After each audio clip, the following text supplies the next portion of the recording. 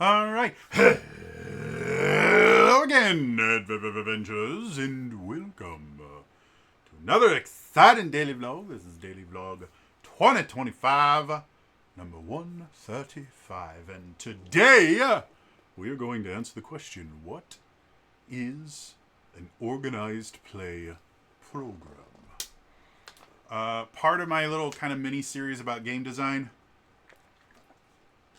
However, this one is going to focus on something slightly outside of most people's minds when they're building a game, specifically organized play.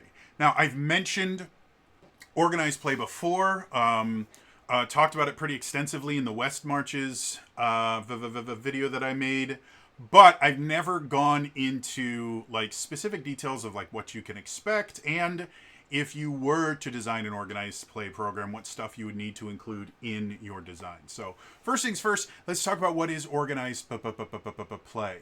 So at its most basic, I'm going to just history. At its most basic, an organized play campaign is exactly that. It is a campaign or a program or something akin to that, generally run by the people that own the tabletop RPG license, that organizes and creates a set of rules to allow for basically drop in and drop out play. Meaning, effectively, you don't have to find a GM and set up a time for all of your friends to get together in your basement and all that. No, the specifics of most organized play is a lot of them either encourage or have requirements for the games to be played in some sort of a public place, whether it's a game store convention or online through something like Start Playing. And again, they're built around the idea that your character can travel to different tables in different places and grow through the adventures that they participate in. And they're a lot of fun. Again, I cut my teeth in Dungeons and Dragons through a combination of just public play in general, where I actually played in a campaign that wasn't a part of any organized play program, but it was played at a game store and was open to anyone just kind of sitting down and showing up. And then after that, I got heavily involved in specifically the D&D Adventurers League. And I don't know if I've ever actually told this story on the channel. I probably have, because my brain doesn't remember things, but I'm going to tell you it again. Basically, my introduction to playing D&D, I had watched Tabletop, and I got really excited, especially when they did the Dragon Age RPG two-part episode, which was the end of season 1, and I thought it was the coolest thing ever. And I'd been very familiar with Dungeons and Dragons for years. Again, I played the Dark Sun RPG and Neverwinter, and I knew a ton of I played a ton of like gold box games and more modern D&D stuff. I liked D&D, I just never played it in person. And so I called up, I went looking for local game stores, and I found one that was about like a 10 or 15 minute drive from my house. And I called them up and said, hey, oh, no, what it was is back then, the RPGA was still a thing, and Wizards of the Coast had a D&D website. And you could actually go and look for game stores that advertised that they did the D&D Encounters program is what it was. And so I called up this local store and said, hey, I heard you guys do, heard you guys got some Dungeons and Dragons. And I said, hey, I've never played, but I'd like to try. And I go, do you guys have everything I need to start? And I'd done, and this is something that I do out of habit. Like I'd done a lot of research into what I needed to be able to play. Like I already knew, like I needed to buy a set of dice. I needed to have character sheets and pencils and all this stuff. So I was like, and you guys have like everything I need to play there, right? Like I can buy my dice from you. Basically trying to prove that I knew what I was talking about because that's just how my brain worked. And the dude on the phone was not particularly helpful, to be honest. But he goes, actually, on Wednesday, we're going to have the DM that's going to be running this stuff is going to be here. Thank you, phone. The DM that's going to be running this stuff is going to be here. Why don't you just come down and ask him? It'll probably be easier. I go, okay. And this is long before my social anxiety disorder got to the point where I couldn't interact with real human beings. So I head out, and I get to the store, and I've got no idea what I'm doing. I go up to the person running the desk, and the store that I was in was a remarkably small store. The way it was laid out, it actually wasn't significantly wider than the room I'm in right now. I think we had maybe an additional maybe 5 feet on that side. Like it was a kind of skinny store. Maybe it was close to maybe like 25 feet wide, but it was not a massive store. And so I walked in, and as soon as you walk in, there's a big glass case with the registers and everything there, and that's where they had their magic cards and everything. And then the store just kind of continued on from that. And it had, I think, like 3 of those like banquet tables set up, and then there was each wall was lined with different products, and there was a few kind of stack outs in the middle of the room. And so I come in, I immediately turn and go, hey, I'm here for D&D. They go, oh, him. And so we go to kind of the back of the store, which is like 20 feet away from the front of the store. Again, very small store. 20, 30 feet away. And so I go back there, and this dude that, for the life of me, I can't remember his name right now. We have lost touch just because he stopped running games, and I stopped being able to go to games. But he sat me down. He was a super, super cool, amazing dude. And there were some other people there, and we all kind of sat down and said, hey, what's going to go on? He goes, well, this is what we're going to do. And he told me about the... the D&D Insider kick account that you could get and get access to a character builder. He's like, just bring a level 1 character. We'll go from there. And I was immediately enwrapped. I loved it. I started writing my own Acquisitions Incorporated style adventure called D&D High, about a mythical high school where people, kids go to become adventurers. And by the time it wasn't Free Comic Book Day, it was Free RPG Day. By the time Free RPG Day came around, or maybe it was Tabletop Day that year, I don't know, I actually ran my adventure for people in the store, and it was actually a lot of fun, and I had a blast.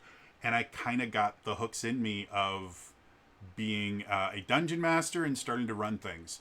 The DM that we had there was running into scheduling issues and stuff, and so every so often you just go, hey Jody, can you run? And eventually I just kind of took over running games, and the store started getting more popular, specifically for our games. Like Wednesday nights, people would just show up, and anytime someone would show up and show just the slightest bit of interest, I would stop what I was doing and go, hi. And they're like, oh, we didn't want to interrupt. You're not interrupting. Do you want to play? They're like, oh, we can't. You can. It's perfectly fine. If you don't want to play, you're more than welcome to watch. We're playing Dungeons and Dragons. And if you want to, you are more than welcome to sit down. We've got dice that you can use. You can buy some dice over there. I was always the person that when I was running games, I was always pitching stuff for the store because they didn't charge us for tables at first. That's a whole nother story. And they were nice enough to let us play in their store. And so I would always go, guys, if you appreciate the games being run here buy something from the store. If we make them money, they will like us being here. If we cost them money, they won't. So get your dice here, get your books here when new books come out, all that stuff. It's really, really great to support this store. So anyway, this goes on for a while, and eventually a local convention dropped off some flyers for their convention, specifically asking for DMs because they needed DMs to run their Adventures League games. So I picked up a flyer and I went, this might be fun. And the flyer mentioned that you could get a free badge if you ran enough games.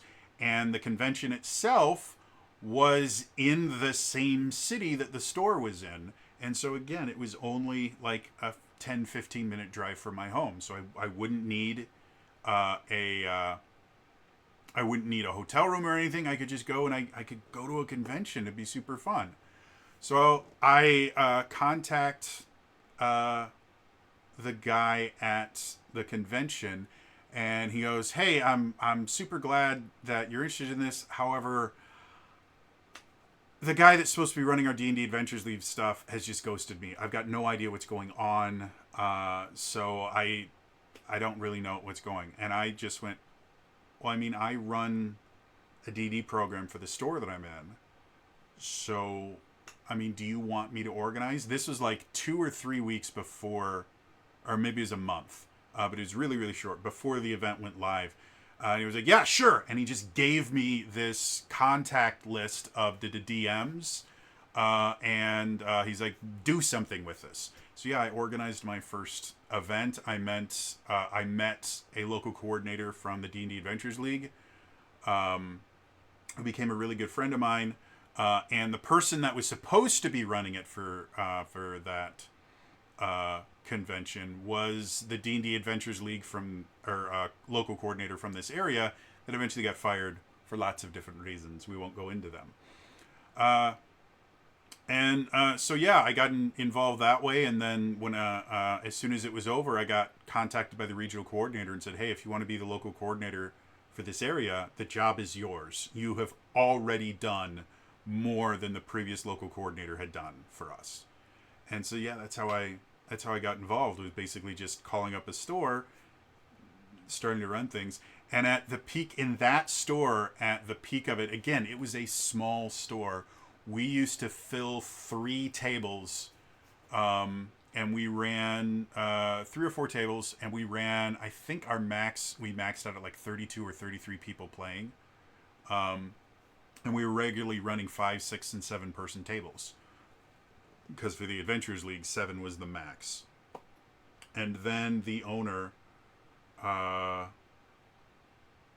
started insulting the player base, because they'd started charging for games, which were like, fine, we've been here long enough, we like that, we like you, so we'll let you charge for games. And they were part of the money that you were paying to play was going back to the DMs that were running. So that's how I got my so I got all those tiles that I got down there, and I also got a bestiary box for Pathfinder, which was great.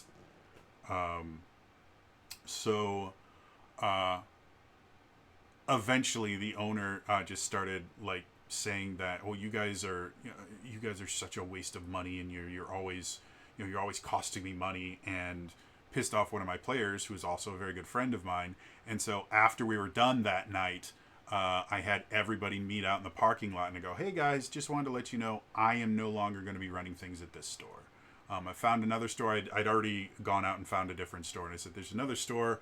It's like 10-15 minutes away, so I understand it'll be a little bit further away, but they are willing to treat us much, much better than these guys have, and they're not going to charge for tables. So anyone that wants to continue playing here, have fun. I have no hard feelings or anything, but if you'd like to continue with this group of people and with me organizing things," and yeah, we buggered off to another store, which went so well for them that they purchased additional space to run their Giga games in. Like it was everywhere I went, I did amazing, wonderful things for these stores and got them tons of business, and the owner of that particular store apparently was the dude that founded Drive-Thru RPG. Another interesting fact. And yeah, he made a great website, but he was shit talking to customers. And he passed away, unfortunately, a few years later. But anyway, so back to organized play. So, and again, organized play started off in the early 80s, actually, as the RPGA, the Role Players Guild of America, or something similar to that association, role playing something. Role Playing Gamers Association, maybe that's what it was.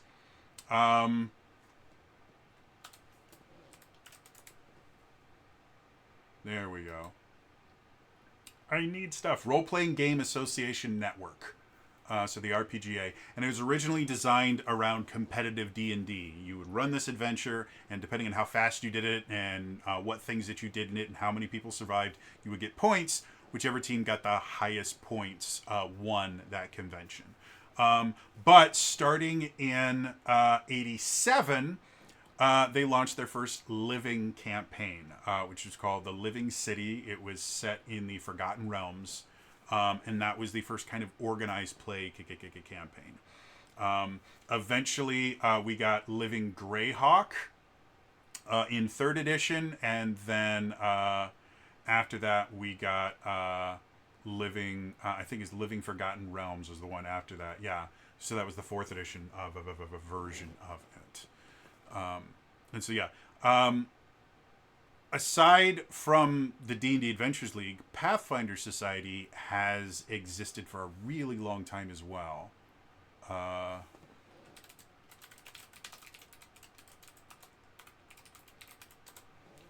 Event to see.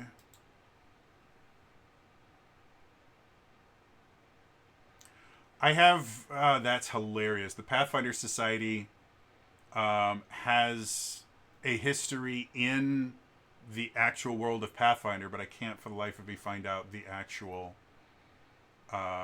organized play stuff.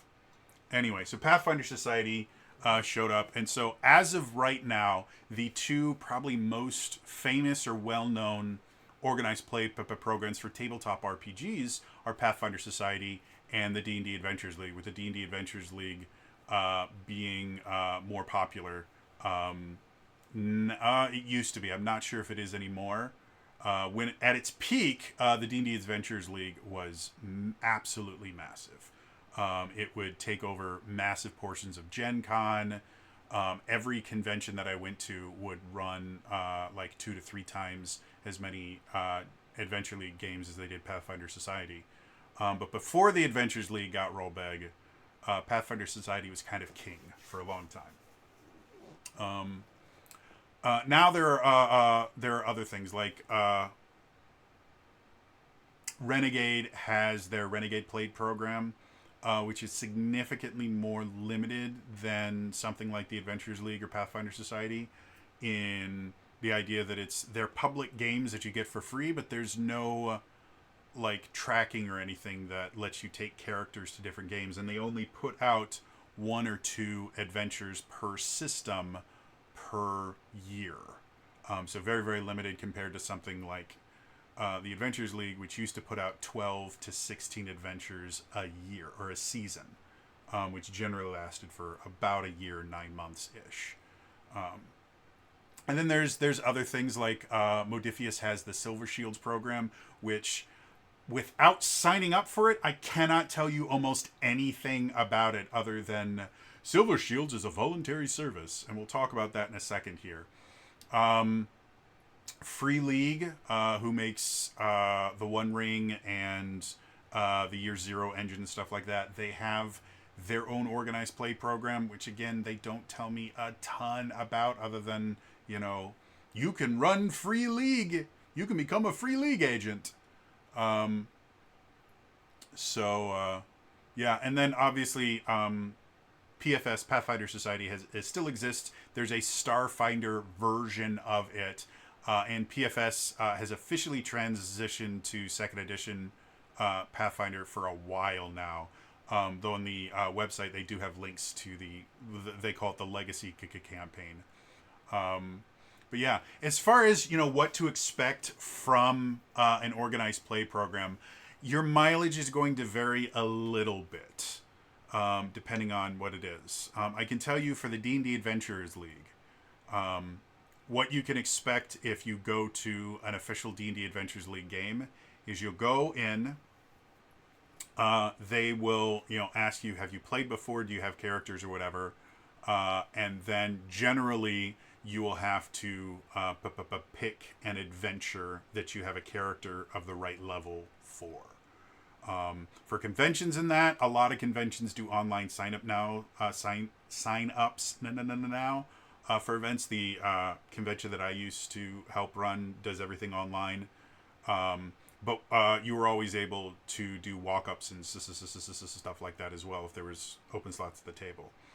But basically, you'll go there, you'll sit down at the table. If you have a character, you bring out your character sheet. If you don't, most conventions and most game stores that are running Adventure League stuff are going to have either a pre-generated character you can use, or they will have blank character sheets you can build a character right there. The nice thing about 5th edition is building a character is massively fast. So you sit down. If you have a pre-generated character, the DM might ask you for your character log, which basically just shows which adventures your character has played before. I never checked character logs, but you're technically supposed to. And then they'll ask you questions like character, race, class, level, or at least like class and level. Some characters don't like some DMs don't really care about the rest of it. They just want to know what class you are and what level you are. And then some of them will collect things like what's your passive perception, what's your armor class, just to make things work better. You'll sit down at the table. You probably introduce yourself to the other players. The DM will give you kind of your hook for the adventure, and then you play. And it's pretty simple. The Adventures League is not entirely like a regular D&D game, because they do things like experience milestones or whatever they call it now, instead of getting experience points, and you get like inventory points that you can use to buy magic items, and depending on which adventure you get in, it unlocks certain magic items for you to be able to buy for your character. It didn't used to be like that. And they have very strict rules about what you can and can't do for character creation, blah, blah, blah, blah, blah. But that's kind of your standard Adventures League game, and that's going to be somewhat similar to most organized play things. You'll show up, they will ask if you have a character or not. If you don't have a character, some of them will just have you playing a pre-built character. Things like Pathfinder Society has the ability to kind of rebuild characters. You have to spend this special currency that you earn from playing games and doing stuff. Pathfinder Society is massively complicated. Like, Pathfinder in and of itself is an overly designed game, and the Pathfinder Society is an overly designed organized play program. Like, there are certain spells and certain character features that you have to actually buy access to in order to use them in your character through this system called boons. And it's just nonsense. But if that's your thing, that's your thing. Have fun with it. The nice thing about Pathfinder Society, they do have an online tracker for your characters and everything, so that's very, very nice. So you basically show up, talk to whoever the organizer is. You will find a table that either is open to new players, or you have a character that is the right level for that adventure that you haven't played before. And then generally when you meet your the DM, there will be some paperwork style stuff that you have to do. You introduce yourself, you tell them character level. You might have to show a character log or something to kind of prove that that this is a legal character or something like that. Then you sit down and play, and then afterwards you mark down all the information you need to. You go and you play again. It's a relatively simple process. And like I said before, aside from some bad interactions I've had with some PFS people, organized play programs, for the most part, are just really, really fun, welcoming places. The entire purpose behind them is to be an infection vector to get people into the Giga game. So you don't really have to be afraid. I've actually seen a few, because I did some research for this video, I've seen a few retailers talk about how organized play just attracts like the misfits and the outcasts. So, you're going to have a lot of problem players. Again, I ran organized play programs for years that were extremely popular. We didn't get outcasts and misfits and problem players. The number of problem players I had to deal with, I can count on a single hand. And most of them were not these evil, degenerate beings that deserved to be ostracized from society. They were just people that had misunderstandings about what they could and couldn't do. And as soon as you just said, hey, I can't let you do that, they became great. One of my problem players became a DM for me after I had a conversation with him and just said, hey, I really can't have you doing this. It's disrupting the game. We want you to be here. We just want everybody to have fun. So yeah, really fun. So if we're talking about designing an organized play program, and the thing about organized play programs, most organized play programs are designed and run in some way, shape, or form by the people that own the game. And that's one of the reasons why, like for the Silver Shields, I mentioned like the easiest thing to find out there is Silver Shields is a voluntary service. This is an additional incentive to run our games and is by no means a paid event or to give you representation rights to our product. The reason why organized play programs are not exclusive to tabletop RPGs. What is significantly more common is organized play programs for trading card games. Magic has been doing it, I believe, since its inception. It has had organized play programs.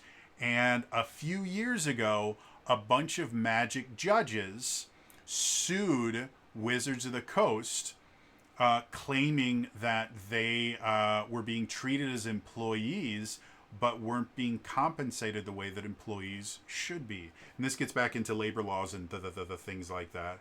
And very, very long story short, Wizards of the Coast was able to win the lawsuit. They weren't able, or the judges weren't able to be declared employees of Wizards of the Coast, which would have possibly bankrupted Wizards of the Coast. The reason being, employees' rights are codified in a lot of different laws. Probably the most influential one is called the Fair Labor Standards Act. And that does everything from defining overtime, defining overtime exempt positions, how salaries work, how employment and basically what employers are required to do. And if Magic judges had been declared employees of Wizards of the Coast, they first of all would have had penalties that they had to pay for each judge that they had claimed was a volunteer or something like that. And second of all, they would have had to provide back pay to every single person who had ever been a Magic judge, which would have been hundreds of millions of dollars, if not billions of dollars, they would have had to pay out. So they lucked out, and they did it by the absolute skin of their teeth. But one of the big arguments that the judges made is actually an argument that's made quite often when you are suing a company for declaring you an independent contractor when you're not. The labor laws basically define people that work for you into two different positions. You have employees and you have independent contractors. And the big difference between an employee and an independent contractor is an independent contractor is independent. They get to decide what they do. They come in with their own training and experience. They generally provide their own tools. They are contracted to do a job. They are not employed to be regularly there doing stuff. So independent contractors are temporary. They're job-based, and they have control over when and where they work. Employees, on the other hand, work for the company. They're told what to do, when to do, and how to do it, which is one of the big sticking points in that lawsuit. With an independent contractor, you can put guidelines for, quality of the work, or how it's going to be measured and things like that. But you can't micromanage your independent contractor by telling them, no, I want you to do it this way in this particular thing in this way. That is a very, very quick and easy way to get them declared an employee. And employees have significantly more rights than independent contractors. So that's why all of these organized play programs will say this is only a volunteer thing. And a lot of them used to be run by companies that were not technically part of that. Like the D&D Adventures League used to be a volunteer organization. It isn't anymore. It's actually run by Wizards of the Coast because they realized that while they won the Magic the Gathering judges thing, they were not going to win if one of the local coordinators tried to sue them, because we were 100% told when we had, how we had to work, when we had to work, what we had to do. Like, I was an employee and I never got paid for the damn job. So anyway, when you're designing an organized play program, you don't technically have to own the IP. Like, I created an organized play program for my buddy, basically piggybacking on some of the older D&D Adventures League rules that worked well. You can create an organized play program for your school if you wanted to do it that way. You can create it for your group of friends. If you have like a streamer friend that has a large enough following or something, you can create an organized play program about that. It's creating an organized play program is not the most difficult thing in the world. Running an organized play program is the thing that tends to trip people up, because you do have to have people in oversight positions. So, what are the aspects of an organized play program? Well, first things first, you need to have some sort of generalized character creation rules. You have to have some sort of rules that prevent players from just creating completely broken characters, or just randomly creating characters for every single adventure and making people feel like their investment in their character isn't worth it. Generally, the thing that I see most often is character creation rules are generally going to be limited to some sort of official published product. Most organized play programs do not allow third-party content or homebrew, because it starts to just become too much to ensure balance is maintained. And the other thing is, when you're creating your attributes, if your system has a way to roll your attributes or use some sort of random generation for your attributes, most organized play programs will not allow that, because it's just far too easy to cheat, or to just have one person that gets really, really lucky and has a completely overpowered character. The D&D Adventures League requires you to either use the point-buy system or the standard array. I think Pathfinder Society has similar rules, where you have to use either point-buy or standard array. So that's something, if you're designing an organized play system, probably the first thing that you want to start looking at is, okay, let's look at the character creation for this particular TTRPG, and let's make some ground rules. You can only use these sources, or one of the old rules for the D&D Adventures League that eventually went away because people realized it was stupid, was they called it PHB +1. Basically what that meant was you could use one supplement and the PHB, the options in the player's handbook, in order to create your character. So you couldn't match like options from Tasha's Cauldron of Everything and Xanathar's Guide to whatever it was. Xanathar's Guide is always what I call it, or Xanathar's. Or the Elemental Evil Player's Companion, you couldn't mix with other things. One of the things that annoyed the hell out of me was because Eladrin showed up, I can't remember which book it was, but they showed up in one book, and the Blade Singer showed up in a separate book. You could not make an Eladrin Blade Singer in the D&D Adventures League, despite the fact that lore-wise, because the Adventures League was almost exclusively Forgotten Realms for a long time, lore-wise, Eladrin created blade singing. And so that annoyed the hell out of me. So, that's step one. Step two, you need adventures of some sort. Most organized, like I don't think there is a single organized play campaign I know of that doesn't use pre-written adventures. So you have to be able to decide on kind of a standardization of adventures, because if you're creating an organized play program and people are jumping from table to table, if you have like one GM that just gives out magic items like they're candy, and another GM that is really, really stingy about magic items or monetary rewards or anything like that, then the people that play at one table are going to be significantly more powerful than the people that play at another table.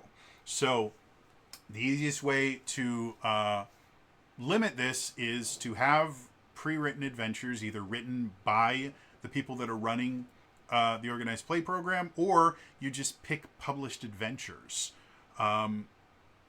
And some rules around how they will work. What's really, really common is there will be like a minimum and maximum XP amount that you can get from a particular adventure. There will be a minimum and maximum, sometimes there's no minimum, but there will be a maximum amount of gold, and then some kind of control over magic items or special items or something. Again, in the Adventures League, I think every adventure had one magic item that you could find that somebody at the table would be able to take with their character.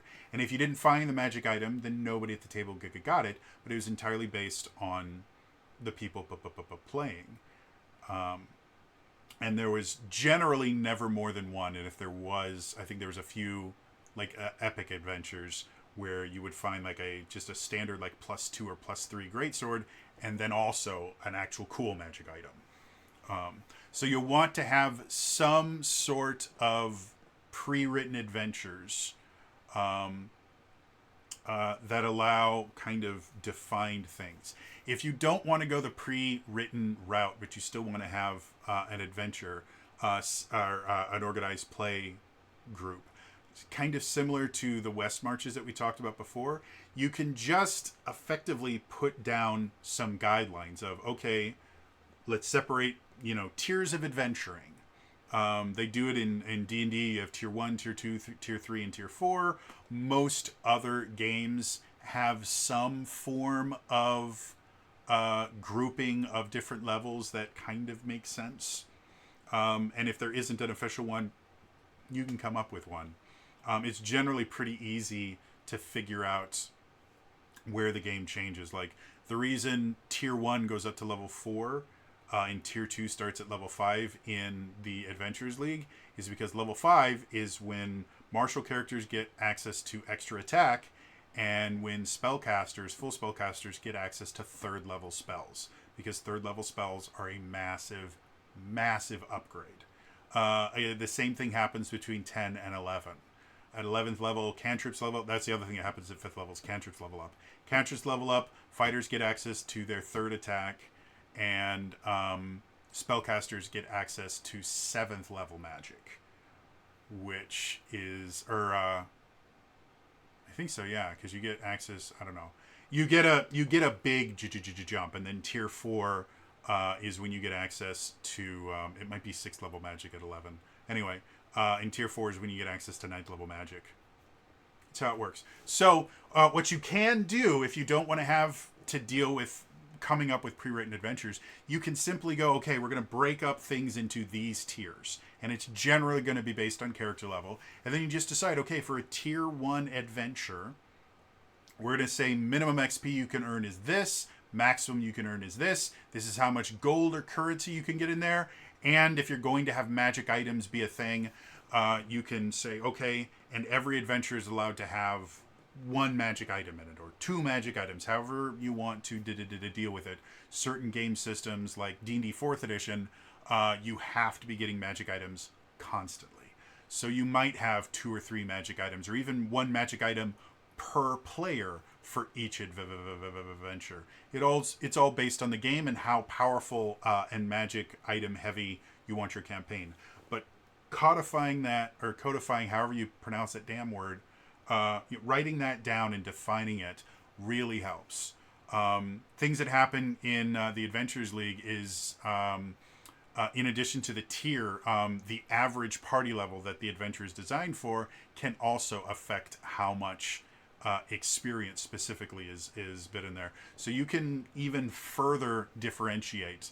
Okay, well, if an adventure is balanced around a level 2 party, then it can have this much experience and this much gold. Level 3 party, this much experience, this much gold. That can mean that even GMs are basically kind of free to create their own adventures, but you're never going to have like one table that feels massively overpowered. The only other thing that you might want to do is look at the combat design system in your game and maybe limit GMs from basically making like no-win scenarios. Because if you're limiting the amount of XP players can earn, then they can make the adventure as easy as they want, and it won't negatively affect anyone else. But if GMs are throwing like ancient red dragons at a party of level 2 players are going to be losing their characters. We'll talk about death and stuff like that in a second here. It's going to be significantly more difficult. So you might want to put some sort of control over, oh, by the way, for this tier of adventures, you're only allowed to use this,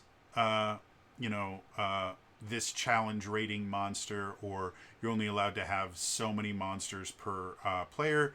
That's something that takes a lot more time, and depending on the GMs that are running your games, that might be a necessary step you need to put in, and it might not be, but it's something you should be aware of. The next thing that you need to worry about is the idea of characters existing. We've already talked about the idea of character creation, but characters existing between campaigns, you need something that allows them to exist. For the Adventurers League, they had a thing called your character log. You basically had to write down everything that you did.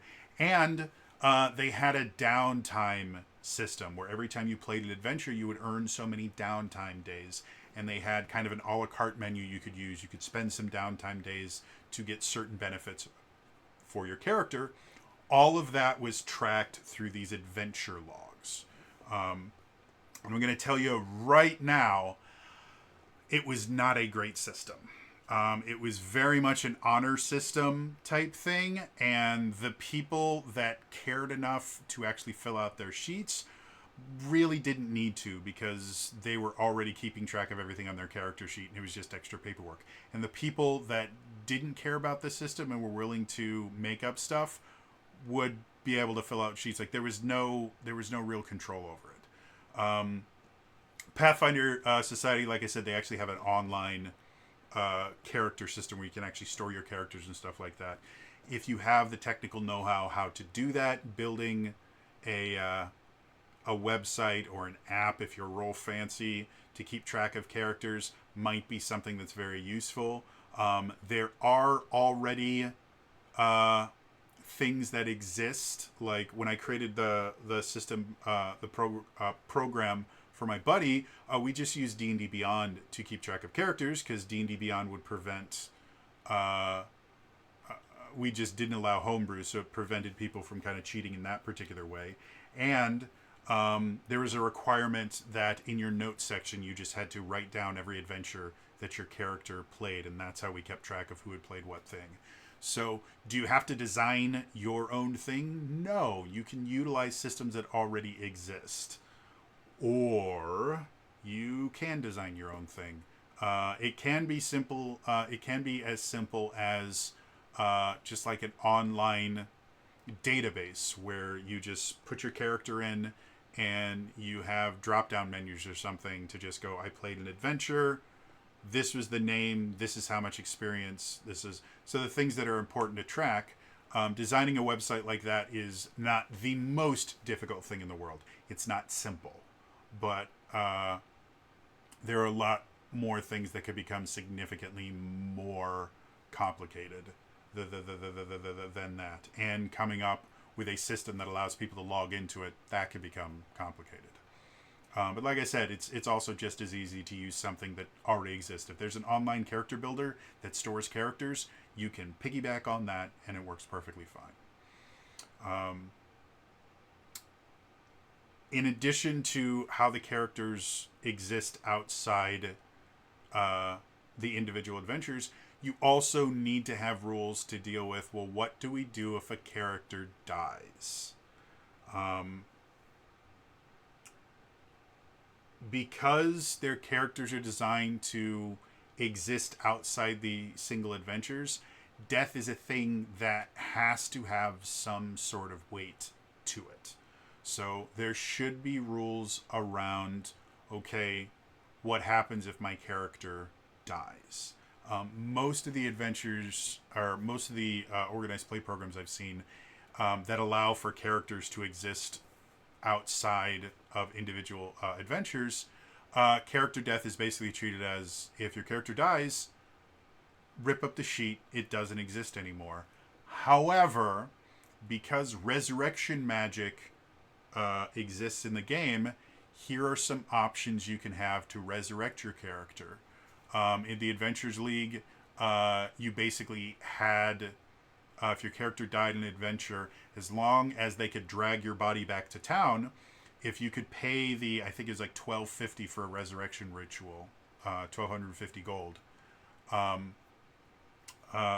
your character would come back. It would gain no experience from that adventure, and it would not be allowed to play that adventure again, but the character would still exist.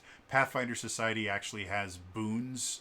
One of the boons is called the Boon of Resurrection, so you can spend some of your Pathfinder Society points, that I can't remember what they call them, to actually resurrect your character.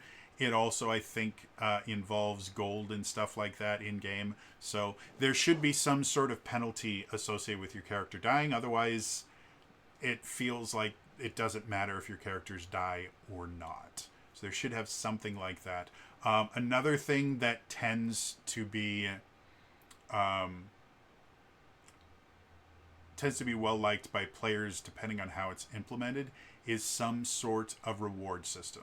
Like I said, in the D&D Adventures League, you had downtime days and gold that you could spend between adventures to get things.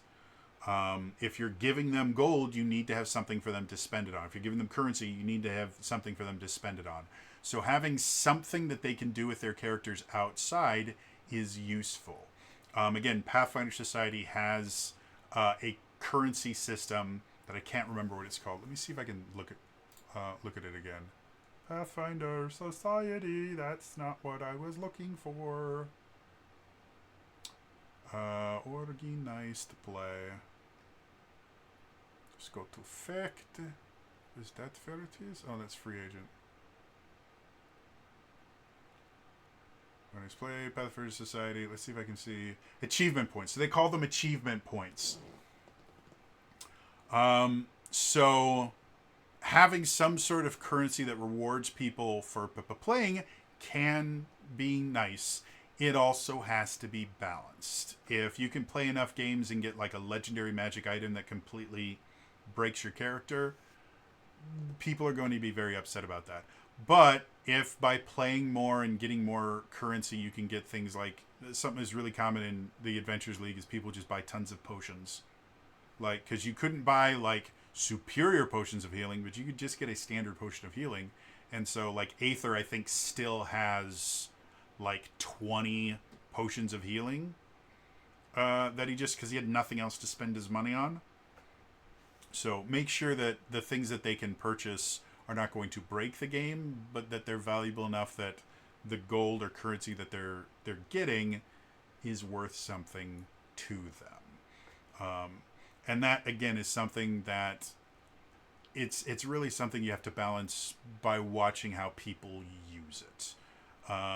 Even with the most experience in the world, you're going to miss certain things that people are going to use to exploit your system. It's just how it works. So yeah, there needs to be some sort of program that allows the characters to do things outside of the adventures. It allows them to spend their currency, maybe even have an additional currency that they earn that they can spend on different things. All those things are very, very useful. The final thing that tends to be somewhat necessary for a play program is some form of GM incentives. I am effectively a forever GM. I run games constantly, and I have most of the time that I've been running tabletop RPGs. However, I do enjoy playing the game every so often. It's fun for me. I'd like to do it more. I just can't most of the time. So, what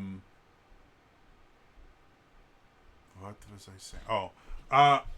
So GM incentives are basically something that rewards GMs for sacrificing their time and effort into, learning the pre-written adventures, running them well, things like that. And the incentives that I enjoyed the most when I was a GM for the Adventures League was it allowed me to build characters that didn't start at level 1. Like, that was the thing that I used more often than anything else. And it was really simple. Basically, for every adventure that I ran, depending on the tier and everything of it, I would get a set amount of experience that I could just use and I could give to any character that I wanted. My favorite character that I ever played, Aether the Shadow Monk, started at level 5 because I was at a convention. It was the convention. It was the first convention that I was running the D&D program for.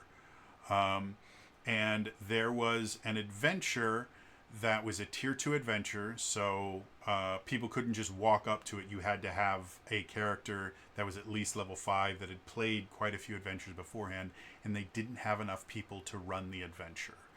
And being the organizer, I'm like, well, I am going to find, like, people, paid to be able to play in this adventure. I'm going to find a way to run it.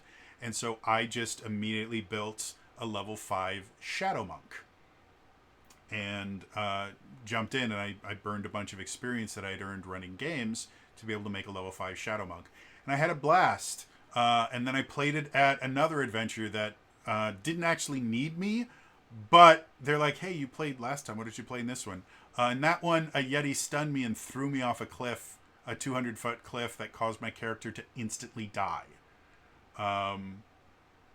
Which was fun. And then they cast reincarnation on my character because we had a level 10 druid with us. So my character reincarnated, so I didn't lose it, but it was...